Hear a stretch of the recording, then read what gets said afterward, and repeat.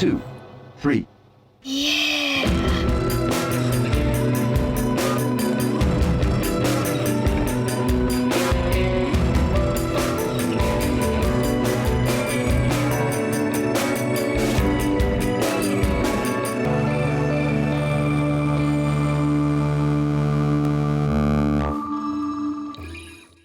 Bonjour à tous, ravi de vous retrouver pour le nouveau numéro du chantier. Comme tous les mois, nous allons faire le point sur la future arène des Girondins de Bordeaux. Suivez-moi, c'est parti pour la visite. 7 out of 21 lockdown, there only 14 left to go. I didn't know that I was next in line, but it is not as if I had much time. Jet black all around me, voices calling, saying please don't go away. The last thing I remember drifting down this tunnel was bright light ahead. Voilà, nous sommes donc sous les tribunes du futur stade des Girondins de Bordeaux avec Boris Janson. Bonjour et merci d'être avec nous. Bonjour, merci à vous. Alors, vous êtes en charge, vous, de tout ce qui se passe, on va dire, sous les tribunes, toutes les coulisses en gros, hein, c'est un petit peu ça. Exactement, ouais, de toute la partie en fait aménagement. En fait, on a finalisé la partie structurelle et maintenant il faut tout aménager, créer l'étanchéité, créer l'isolation, créer les cloisonnements comme vous voyez autour de moi. Puis après, le carrelage, la plâtrerie, les belles portes qui vont avec. L'ensemble, en fait, pourra amener à du tout clé en main. Ouais. Alors, pour se situer exactement, nous sommes dans le vestiaire des Girondins de Bordeaux en fait. Hein. Alors, il reste quelques finitions, mais c'est ici que les joueurs se changeront avant et après le match. Hein. Tout à fait, ouais, vous êtes dans la partie vestiaire, donc vous aurez la salle d'échauffement qui est derrière vous. Et puis après, tout le reste en fait, concerne la partie sanitaire, les douches. La partie balnéo, l'ensemble étant effectivement sur cette zone. Et vous avez l'équivalent de l'autre côté pour la partie visiteur. Ça représente combien de mètres carrés à peu près le vestiaire des Girondins ? Il y a à peu près 300 mètres carrés. Ah oui, c'est un beau vestiaire. Oui. Il est plus grand que celui des visiteurs ou pas ? Est-ce que pour justement les locaux, on a fait des choses en plus que pour les autres ? Non, c'est l'équivalent. Ouais. Les deux sont à l'équivalence parce qu'il faut également imaginer, hors match des Girondins, que pour d'autres spectacles, il se doit d'y avoir la même surface. Alors expliquez-nous dans les grandes lignes un petit peu ce qu'on doit faire quand on a tous ces murs, ces plafonds, les tribunes sont au-dessus. Qu'est-ce qu'il faut faire c'est quoi, du placo, de l'isolation La priorité en fait qui a été donnée, et c'est une logique vis-à-vis de la construction, c'est d'abord de faire ce qu'on appelle l'étanchéité. Donc au-dessus de vous, vous avez donc une charpente, une couverture qui a été intégrée en sous-face des gradins, puisque les gradins c'est du béton et c'est pas étanche. Donc on a mis en place toute une charpente, une couverture, avec une isolation déjà intégrée, que vous voyez au-dessus de vous. Derrière ça, en fait, on a déjà une garantie d'être hors d'eau. De là, ça nous permet de faire ce qu'on appelle des travaux dans les locaux nobles, c'est-à-dire de la plâtrerie, parce que la plâtrerie ça craint l'eau, le carrelage, etc. Donc là, priorité déjà donnée à toute la partie étanchéité, sachant en parallèle qu'on a fait ce qu'on appelle le cloisonnement, puisqu'aujourd'hui vous avez de la brique côté extérieur qui a été montée, et côté intérieur, tout ce qui est cloisonnement est fait en parpaing, sur lequel on vient faire un enduit ciment. D'accord. Alors juste dans les grandes lignes encore une fois, au-dessus de nous ce sont les tribunes. Expliquez-nous tout ce qu'on a au-dessus. On est sous une des tribunes latérales là. Hein. Là, exactement, vous êtes sous ce qu'on appelle la tribune ouest. Donc vous avez au-dessus de vous la terrasse, la grande terrasse de la tribune ouest. Et après vous avez la partie tribune basse, donc qui descend jusqu'en pied de pelouse. Du côté en fait où aujourd'hui on n'a pas traité la partie charpente, vous allez avoir ce qu'on appelle les salons. Donc c'est des zones qui sont intérieures, donc là il n'y a pas besoin de créer ce qu'on a fait ici, c'est-à-dire de créer une couverture pour garantir l'étanchéité puisqu'on sera à l'intérieur du bâtiment. D'accord.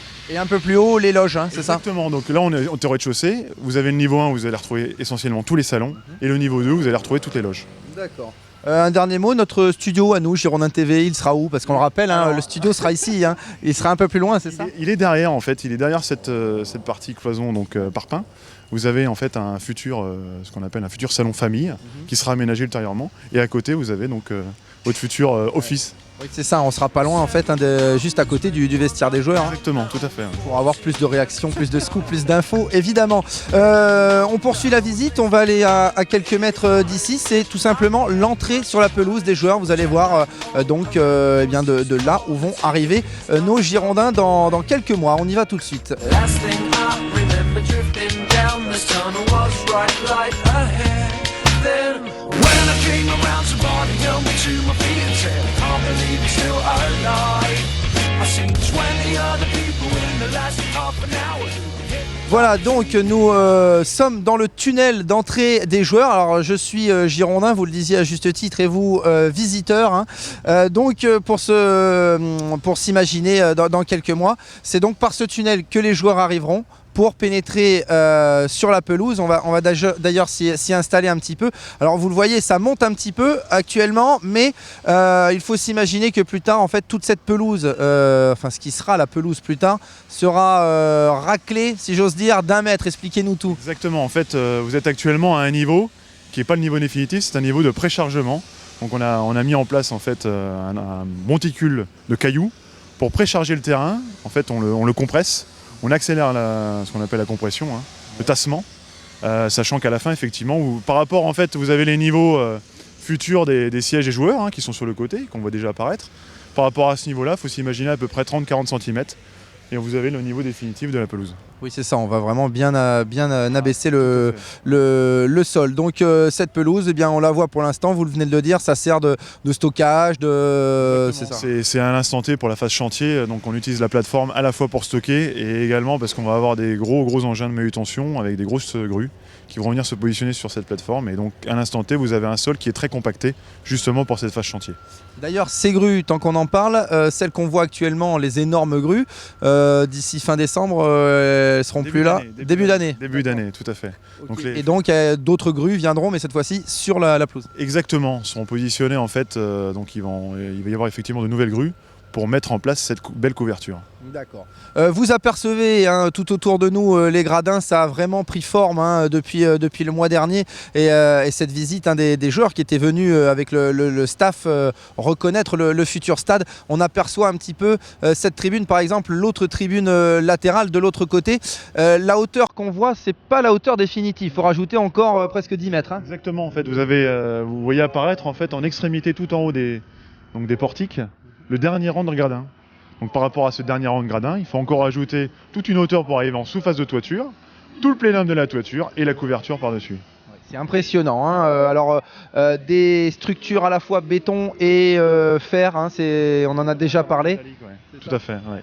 Vous avez en fait un principe béton, rez-de-chaussée, premier étage, jusqu'en plancher haut du premier étage. Et après on bascule en élévation charpente métallique. Et on viendra mettre des planchers, ce qu'on appelle des planchers collaborants, c'est-à-dire un bac métallique sur lequel on vient couler une dalle de béton. Ça doit résonner un peu plus le fait que ce soit métallique. Est-ce que ça a été pensé par exemple pour un stade, pour l'ambiance, le fait qu'il y ait un toit en métal, une charpente en métal, ça résonne, non, non, absolument pas. Non. Vous avez énormément de stades qui sont réalisés en charpente métallique.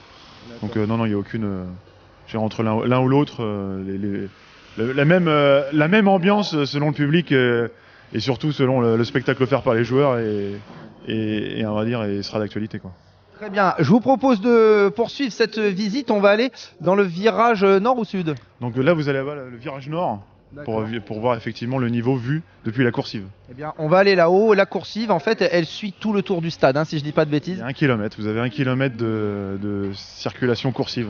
12 000 m² exactement de surface au sol. D'accord. C'est là que les gens se baladeront. 37 000 personnes, ouais, tout à fait. Donc ils pourront déambuler et à la fois voir la partie donc, pelouse et également avoir les buvettes en face d'eux, les sanitaires, tout ce qui s'ouvre au grand public. Eh bien, allons-y tout de suite, on va voir déjà à quoi ça ressemble.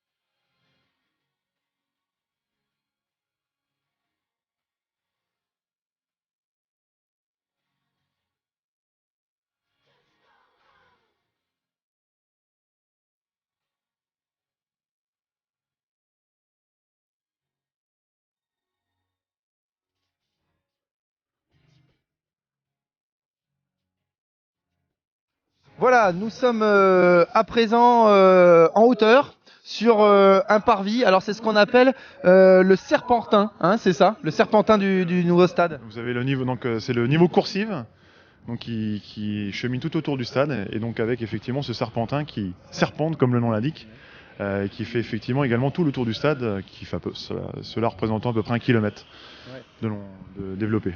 Donc nous sommes à mi-hauteur, hein, c'est à peu près ça, on multiplie par 2 la distance. C'est un stade qui sera très très haut.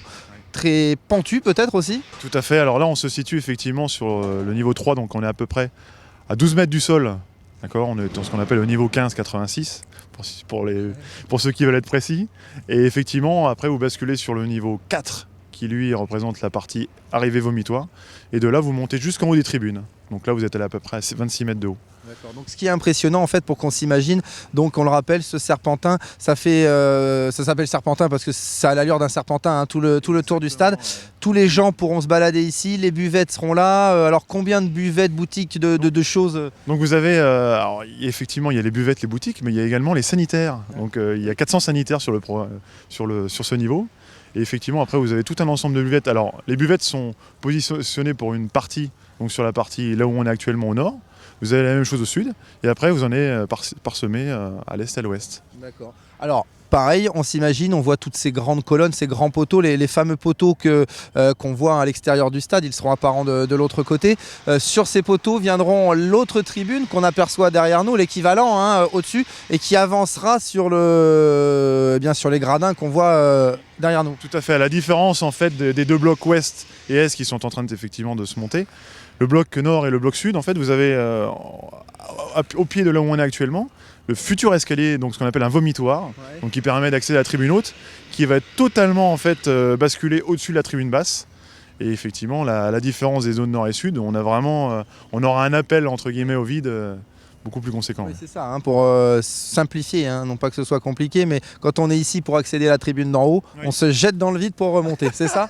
Pas tout à fait, en toute sécurité bien sûr. D'accord.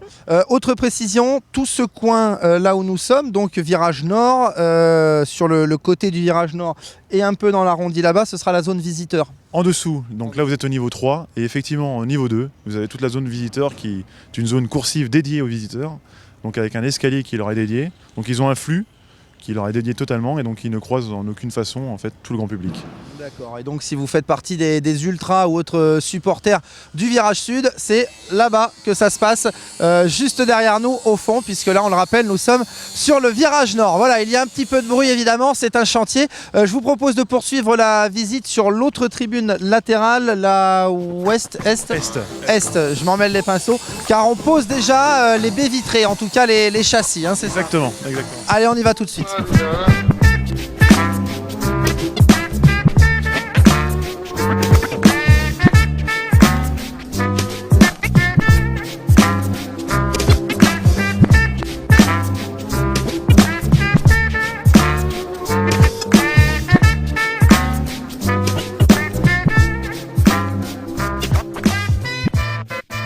Voilà, nous sommes délocalisés dans les salons. De l'autre côté, on a démarré l'émission dans les vestiaires des Girondins. Nous sommes allés à l'entrée du tunnel en face de l'autre côté. Et nous sommes dans les salons de l'autre côté, je me répète, mais de l'autre tribune latérale. Et la particularité de cette tribune et de ces salons, c'est qu'on est en train de poser ce qui seront les futures baies vitrées. Les châssis sont en train d'être posés déjà. Tout à fait. Donc là, vous êtes actuellement sur la terrasse de la tribune Est. Et donc devant vous avez les futurs murs rideaux qui vont créer la jonction extérieure-intérieure, en fait, qui sont en cours de montage, avec dans un premier temps une ossature. Et après, on va mettre en place des grands ensembles vitrés. Ouais. C'est impressionnant parce qu'il y a combien de mètres carrés, répétez-le nous, de salons en fait dans ce stade? Donc il y a 4000 mètres carrés de salons. Donc répartis sur deux blocs, ouest et est. Ouais, ça fait beaucoup de mètres carrés pour accueillir tout ce qui est partenaire, toutes les personnes qui veulent assister au match. Et on le rappelle, avec tout cet espace également de terrasse.